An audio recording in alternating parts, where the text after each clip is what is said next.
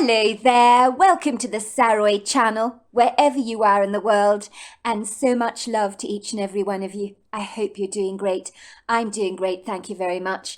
And I've had to be really struggling with all the aeroplanes that have been flying past me today.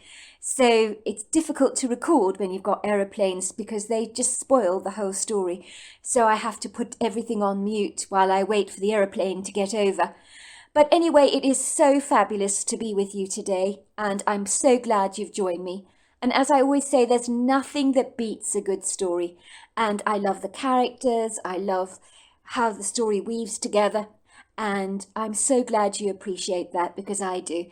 And let's get started with tonight's story. Dear Sarah, and all your lovely listeners, the nightmares for me began from the tender young age of 7. And were not kind to me in any way.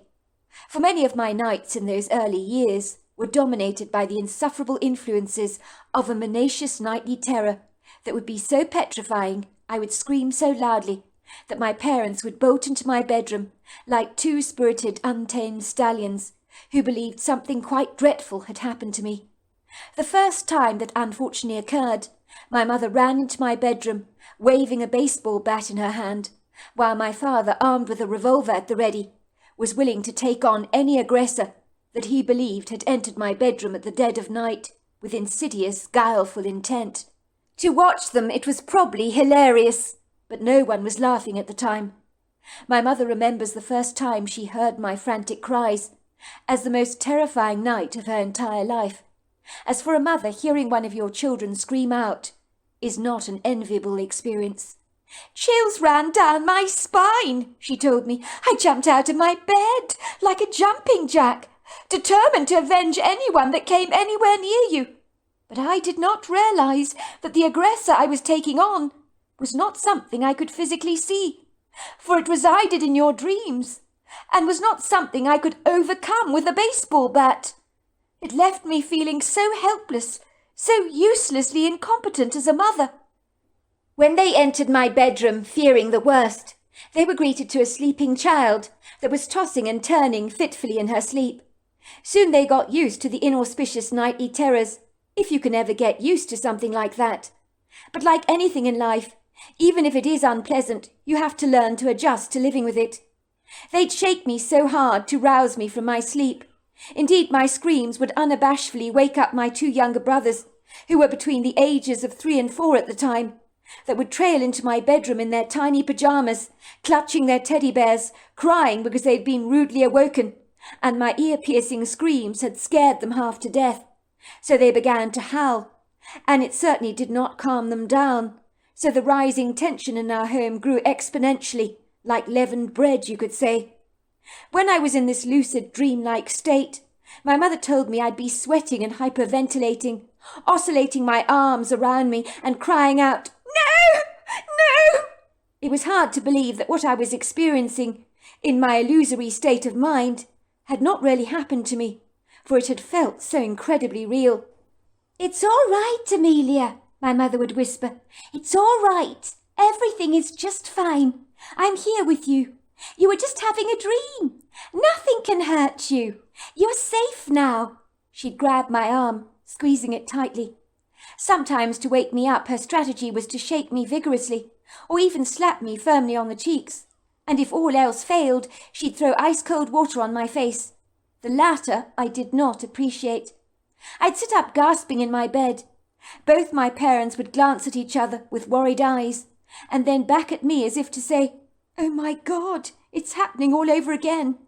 They looked like parents frayed at the edges, worn away every night by my incessant nightmares, and my ear-piercing screams that shattered the peaceful silence of the night hours without any apology. My mother said in those early years she aged 10 years in days and began developing grey hair within weeks of my first nightly terror, and she was only 32 years old at the time.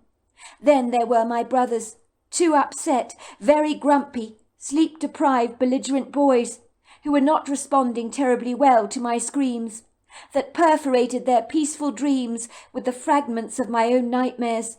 It would leave them ruffled up like a pigeon, crying out in terror and running for refuge to the loving arms of my parents, who would have to calm the storm that was brewing in our household with their reassuring, soothing words. So tears were wiped away.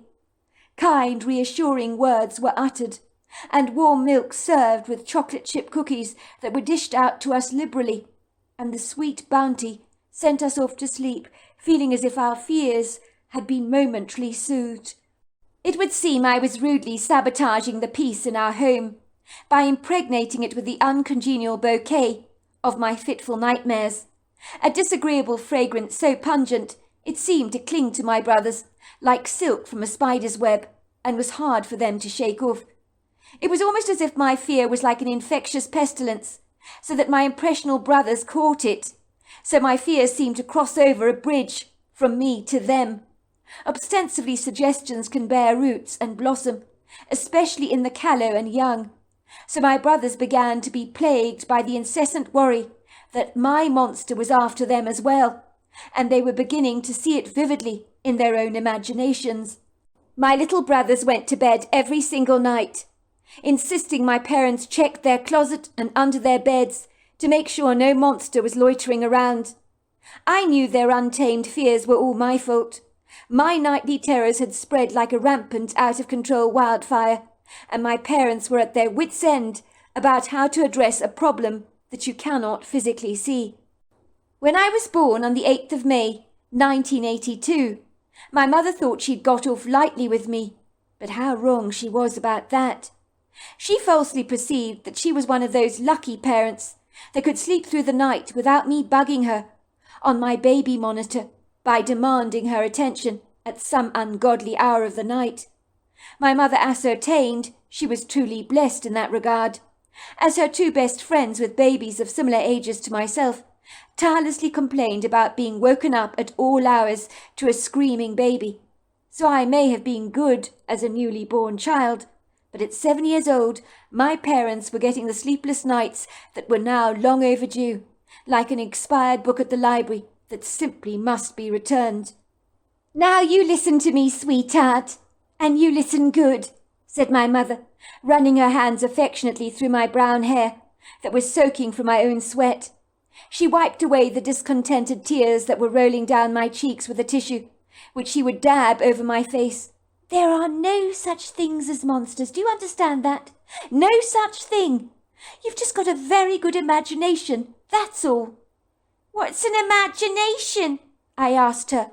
"It means that you have a very inventive, creative mind, and there's nothing wrong with that, believe me. It's just a problem when you're dreaming, because you see things that aren't really there, and that can be scary, especially when the things aren't very nice. It's like when you draw a picture with your crayons. I might ask you to draw a dog. You could picture the dog in your mind and draw it on the paper, but the dog is not real, is it? Like the monster in your dream is not real. It's the same thing." "But I can't draw anything in my head without crayons. You can only draw with crayons," I asked her, bemused. "But you can, sweetheart, and that's exactly what you're doing. You're scared of what your mind is drawing with the finger of your imagination. Wouldn't it be silly to be scared of something that I asked you to draw, especially if it wasn't real?" "But my monster is real, Mummy. It's got big yellow eyes, and it's staring at me through the trees." "Well, what does he look like?" my mother asked me. "The monster, I mean. Why don't you try and explain what you see to me?" "I don't know, Mummy.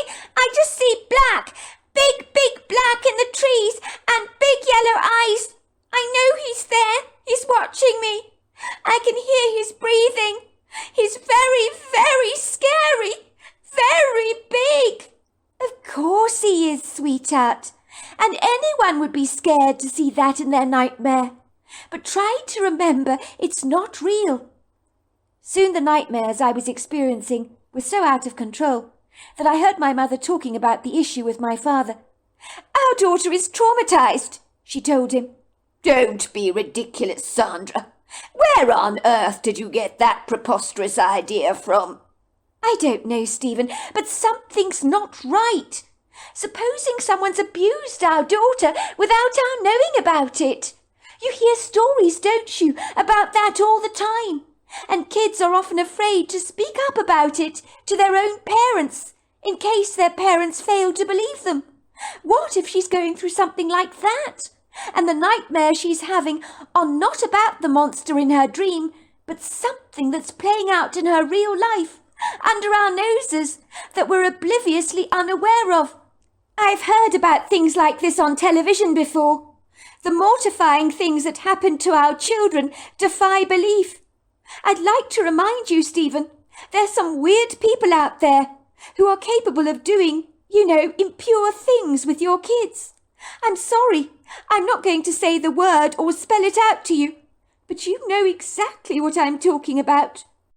Oh, Sandy, honestly, where are you going with this idea of yours? Are you suggesting what I think you're suggesting, that someone has been touching up our little girl behind our backs? Is that what you're saying? My mother ran her hands despairingly through her head, in a frustrated gesture. I don't know what to think, Stephen. I really don't. But it's normal to question our daughter's behaviour, is it not? What is not normal is her having so many nocturnal nightmares like this. It's not good for our boys either. They're also sleep-deprived, thanks to Amelia, and they're beginning to believe there are monsters under their beds as well, as if Amelia's monster has jumped over from her dreams to theirs. Her terrors are rubbing off on our boys, who are becoming increasingly skittish. I'm constantly exhausted, being woken up so often by 3 distressed children. And look at you. You're not faring terribly well either. You've got large bags under your eyes. My hair is turning grey before my time, and it's all the stress. We can't carry on like this, Stephen. We just can't. Being sleep-deprived is not good for our health, you know. It's making us all cantankerously cranky. My mother told me the other day that I looked like shit, and she's never said anything like that to me before, I hasten to say. She says she thinks my being a mother is wearing me to the ground. She doesn't know the half of it, said my mother, scrunching up her face. I can't tell her what we go through night after night. It would really distress her. Look, Sandra, kids have nightmares, don't they? It happens. And yes, our 2 boys are very impressionable. But it's just a phrase they're going through. And Amelia will grow out of it, I'm sure. In the meantime, we need to be there for our children when they're afraid, and give them comfort and reassurance. That's all we can do. That's the only thing that any parent can do in the circumstances. I don't believe I ever had nightmares when I was Amelia's age. Not like this, Stephen. This is not normal. I'm telling you, I know what I'm talking about. But how do you know, Sandy? What do you remember about being 7 years old? My guess is you don't remember anything at all. Well, I don't remember much, but that's not the point, is it? I think I would know if I'd experienced night terrors, don't you? Well, there you go. That's my point. You can't remember. I'm quite sure you must have had nightmares when you were Amelia's age. You should ask your mother about that. It's not that unusual, you know. It's common for children to believe in monsters and things that go bump in the night. I know when I was a child I was afraid of the dark and the shadows in my room. I always thought there might be ghosts or ghoulies hovering around me, ready to pounce on me. It's normal to think like that. But you didn't have terrors like Amelia does, Stephen. There's something wrong. I know there is. It would be remiss of us not to do something about it. Well, what do you want me to do about it, Sandy? Said my father scathingly. Get Amelia's dreams analysed? Is that it? Or the teachers at the school checked out? To see that there've not been any dodgy claims made against one of them for abusing children inappropriately? Is that what this is all about? We can't go around throwing false allegations at people we don't even know. That would be horrifying.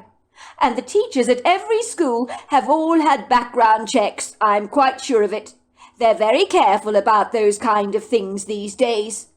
Stephen, this isn't a joke. I'm being absolutely serious. Well, so am I, Sandra. What do you want to do about this?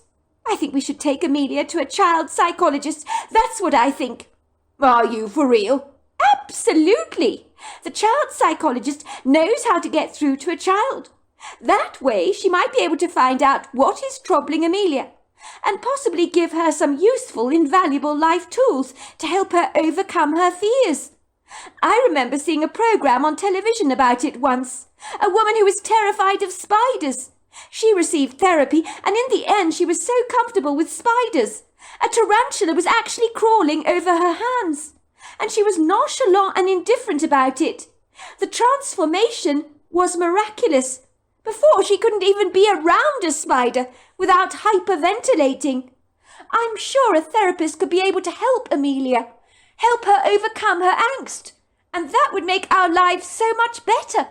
Imagine enjoying a peaceful night's sleep, night after night, without being disturbed by frantic screams that set our nerves on edge.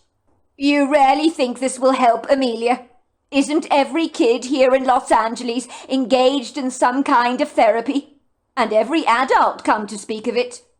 As far as I can see, if people are constantly receiving therapy, they can become very self-absorbed. I have a friend at the office.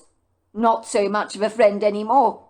It would seem his friends are falling away like the autumn leaves in fall, and he's blindly oblivious to it. He's driving all his friends away. His name is Rod.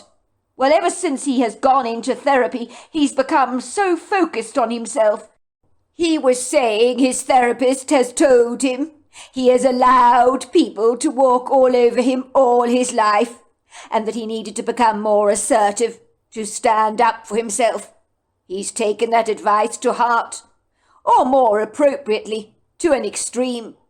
When his boss asked him to photocopy some notes for him at the office, he turned around to him and said, "No, Mr. Ehrman, I'm not going to photocopy any of your notes for you. If you want them, you do it yourself. My therapist told me to stand up for myself and to say no to people like you. I'm sorry, Mr. Ehrman, I'm not your skivvy." Suffice to say, poor Mr. Ehrman looked terribly shocked, very bewildered, I hasten to say. His eyes almost popped out of his head, like the buttons on a teddy bear. He certainly had not expected his subordinate to treat him so dismissively over a menial task that he was expected to do. He said to him, "Very well, Rod, I'll do it myself," and he sauntered off to get the papers photocopied, rolling his eyes in the back of his head as if to say, "My God, has it really come to this?" I promise you, Sandy, this therapy has not done Rod any good at all. He's taken the word no to new heights. No one dares ask him for anything anymore, because he'll think we're taking advantage of him. I wouldn't even dare ask him to make me a cup of coffee. I mean, the other day, Elsa in the office asked him to bring her a coffee, as she realized he was going to the kitchen to make coffee for himself. So while he made himself one, he could make one for her as well. Kill two birds with one stone, that sort of thing. You know what he did? He raised his brow objectionately and said, "Why can't you get it for yourself, Elsa? Did God not give you hands and feet to use?" Let's just say the guy has become arrogantly cocky, very opinionated, and get this, he thinks his therapy has done him a world of good. Everyone thinks he's become so prickly, like a cactus you'd like to stay well away from, and his relationships with people in the office have gone seriously awry. So much for his bloody therapy, if you ask me. It's a complete cock-up. Well, good for this Rod fellow anyway. At least he's asserting himself. That's what I say, said my mother defensively, not getting the point of my father's argument. I don't agree, Sandy. I mean, he's taken things a tad too far. Therapy can do that to you. Make you over-analyze everything. Examine everything far too intensely. And when you do that, you pick at your life like the scabs on a wound. And what happens is everything bleeds. Sometimes it's a lot better to just let things heal on their own accord, as nature fully intended them to do. In Rod's case, making someone a cup of coffee he sees as some kind of personal abuse. That people are exploiting him, taking advantage. It's insane, if you ask me. Well, in our daughter's case, therapy might not be a bad idea. Maybe the therapist will be able to find out the root cause of her fear, where it comes from. Honestly, Sandy, what makes you think the problem has a root at all? Our daughter's having nightmares. You're talking about them as if they're teeth that need to be extracted. It's not the same thing, I'm sure. Well, I think it won't hurt to give therapy a try. I mean, what have we got to lose? Well, Rod's losing his friends by the barrel load, if you ask me. So that's a hell of a lot to lose. As I keep telling you, Stephen, our daughter is not Rod. Why are you comparing her to him? Rod has issues with asserting himself, which he has masterfully overcome to excess. But our daughter has issues with terror that is eating her alive and screwing up our lives in the process. As I keep telling you, Stephen, I cannot go on like this indefinitely. It's insane. I had been eavesdropping on my parents' conversation. I had no comprehension what therapy meant, but if something would help me get rid of the monster in my nightmares, I was game for it. My parents took me to a Queen Anne-style property in Los Angeles, not far from where we lived. It was in a green leafy neighborhood, with Peruvian pepper trees lining both sides of the street. I liked my therapist at once because she had 8 devoted, very well-behaved sausage dogs, or Dachshunds if you like, who followed her everywhere she went, and sometimes I believe she used them in her therapy sessions to help children open up to her. The well-behaved dogs greeted me enthusiastically, wagging their tails, and then they went and lay down in a basket at the far end of the room, and 8 pairs of dark eyes were all pinned on me. But this kind of interested audience I certainly did not mind. "I see you like my Dachshund, Amelia," she said, giving me a warm smile. "They're one of the most popular breeds of dog in the world, you know." "They're lovely," I said. "I really like dogs." "That's what most of my clients say. But I do have some, you know, that don't like dogs at all." "Don't like dogs?" I asked incredulously. "How can anybody not like dogs?" "Well, some people think they're dirty, don't they?" said the therapist. "But I personally find dog lovers are very special people. So if you like dogs, you must be special as well, Amelia. People who own dogs, they're healthier than people who don't. A lot less stress, they have less diseases, and better immune systems." "Well, I always have liked dogs, and yours are very nice." "Thank you, Amelia. That's very kind of you to say." My psychologist's name was Celeste Bouverine, and the first thing she asked me to do was a drawing of the monster in my dreams. And when she examined the picture, she said, "What is this? Now I can see a pair of yellow eyes here, and a large black mass staring through this dark green foliage, and a stick figure. Who is the stick figure?" "That's me," I said, pointing at the stick figure. "Those are the leaves in the woods, and they're the leaves of the trees. And that's the black monster. He's very, very big, and he's hiding behind the trees, and he's got yellow eyes, and he's watching me, and he's very scary and very big, and he wants to eat me." "How do you know he wants to eat you, Amelia?" "Because when I watch programs on television, and my daddy's always watching wildlife, and you can see the animals when they're looking at you through the trees, they want to catch you, they want to eat you. So I know he wants to eat me." "I'm sure that's not true, Amelia.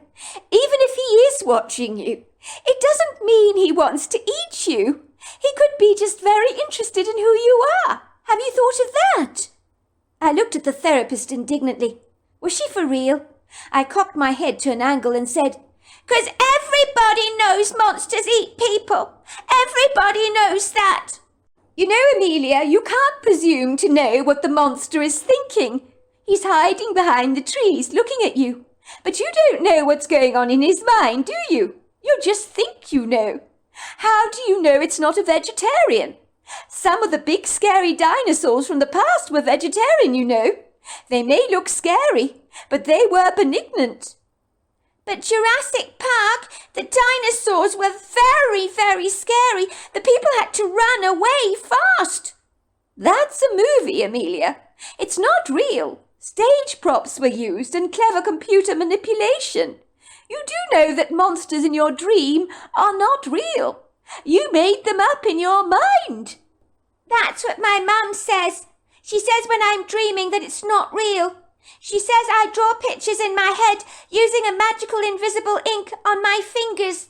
Well, your mother's absolutely right about that.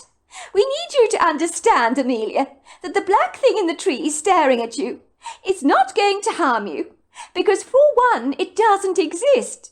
It's like a monster on a movie in Jurassic Park you're watching. The monster can't jump through the television set to grab you, because he's no more real than the stage set that they use for the movie. All of it is not real. Do you understand that? I nodded. I think so, Mrs. Boverine.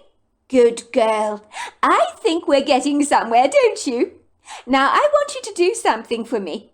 I want you, Amelia, to visualize your terror. I want you to picture the monster with the yellow eyes and the black body staring at you through the trees. And I'm going to ask you to follow my finger movements with your eyes. Do you think you can do that for me? And then every time I do this, I want you to tell me how your terror is getting. Is it getting less? Is it getting more? I want you to tell me from a 1 to 10. So if you're very scared, you're going to say it's a 10. If it's not so scary, it might go down to an 8. And hopefully we can get that fear right down for you. I find this works with a lot of my young ladies and little boys that come and see me. It's a very good treatment, and I think you'll find it works for you. The long and the short of it was that Celeste Boverine told my parents that I was a very healthy 7-year-old child, and there was absolutely nothing wrong with me, that I was a highly imaginative child, and that many children my age did have night terrors, but she'd help me to overcome them. But my parents need not worry, as I had never been subject to abuse by an adult of any kind. I cannot really remember how Celeste Boverine helped me, but she did make me visualize the monster with the yellow eyes staring at me through the trees, and used something on me she called rapid eye movement therapy, and strangely the fear began to dissipate. Most of those details have faded from my mind because I was so young. My most vivid memories of Mrs. Boverine were her sausage dogs and being asked to draw a picture of the monster in my dreams. She must have done something right with her therapy. Either that, or my night terrors miraculously completely disappeared on their own accord, which I highly doubt somehow. When I became older, I almost laughed at myself for being so afraid of creatures that don't even exist. But I was in for a rude awakening, and would later realize that maybe my nightmare I'd experienced as a child was indeed some kind of prognostication. 20 years later, my story begins when I decided to go on an art retreat with my very best friend, Nancy Delaware, as I was looking to ameliorate my painting skills that left a lot to be desired. Put it this way, I thoroughly enjoyed painting, but I needed a helping hand to upgrade and optimize my current techniques. Me and Nancy were taking art classes in Los Angeles once a week, but as every aspiring artist will tell you, you need as much help as you can get to improve your craft. This art retreat would mean that we would get invaluable guidance from an accomplished, very well-polished, talented artist. It was Nancy's idea for us to go on this rather unorthodox adventure, which our art teacher had mentioned in passing. We'd been planning to go on a coastal vacation somewhere, but given we both had begun painting as a part-time pastime, Nancy suggested we could learn more about our rapidly growing passion by going on this retreat, and I thought it was a marvellous idea. I was living in Los Angeles at the time. This was where I grew up with my family, on one of those very wide tree-lined streets in Pasadena, San Marino, which is 10 miles from downtown Los Angeles, and nestled below the San Gabriel Mountains. It really is worlds apart from the rest of Los Angeles, as it boasts a plethora of resplendent green scenery. So I grew up with a profound upbeat enthusiasm and zealous passion for the natural world. My parents thought that a painting retreat would keep me and Nancy inspired, engaged, and challenged. "You were always bored on beach holidays as a young girl," my mother reminded me. "You always liked doing things, so I think this atypical holiday is just up your street, Amelia." My father agreed. But my two brothers thought I was as mad as a hatter, wanting to spend a week painting with oils on canvas in an idyllic location. "That's not my idea of fun," said my brother Keegan.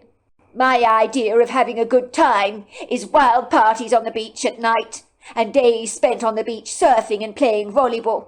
"Well, your idea of fun is not Amelia's idea," my mother had reminded him. The art retreat was being held at a charming, prepossessing homestead in the Appalachian Mountains, which was the perfect setting for still lifes and landscapes. We enthusiastically signed up for the course at once, and took a 4.5-hour flight from Los Angeles to Nashville, feeling very optimistic about the week that lay ahead of us, and the opportunity we could gain to express ourselves through the medium of paint. So there we are. That's the end of part 1 of our story. It's very exciting, so don't miss out on it. I look forward to you joining me tomorrow night. Until next time, goodbye and good night.